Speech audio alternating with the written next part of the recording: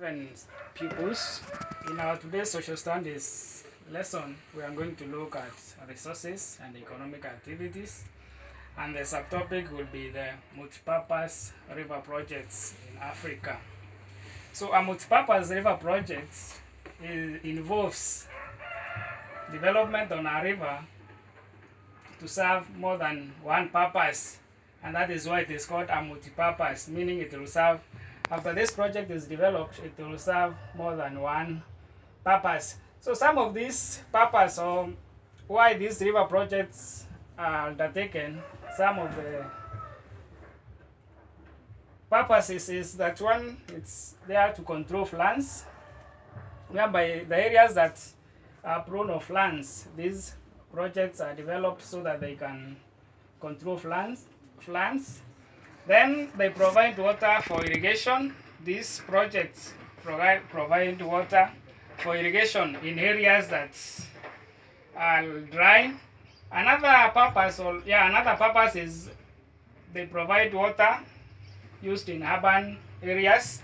The urban areas need a lot of water, so these projects, after they are developed, the water is harnessed and it is used in these urban centers, then used to generate electricity. And that is the main purpose now of this river project, to generate electricity. Then another purpose is that it's there to promote fishing and tourism. After these projects are developed, there are the dams. There are some lakes that are formed by these dams, and now they are the ones that promote fishing and tourism. So we have some of the projects in Africa, some of these river projects in Africa that we will look at. One of these projects is the River Tana project in Kenya. We have another project, the Aswan Eye Dam project in Egypt. The third one is the Volta River scheme in Ghana, and the last one that we'll be looking at is the Kariba Dam in Zambia, in the border of Zambia and Zimbabwe. So we focus today on the River Tana project, which is in Kenya, and it's developed. This River Tana project in Kenya involved the construction of dams along River Tana. As you know, River Tana is the largest river in Kenya, so there are some dams that have been constructed along that river, and they are 7 in number, and that's why this River Tana project is also known as the 7 Forks Dams.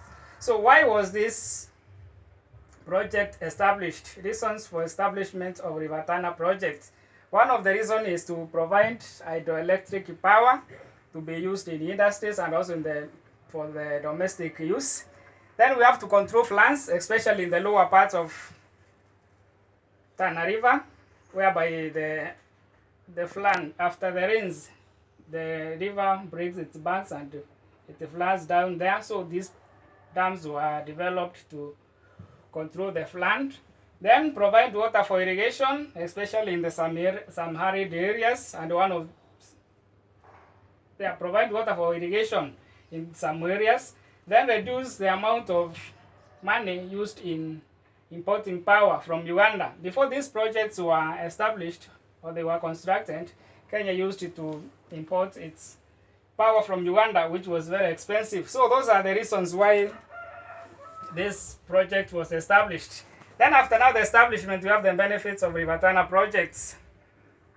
One is reduced flooding.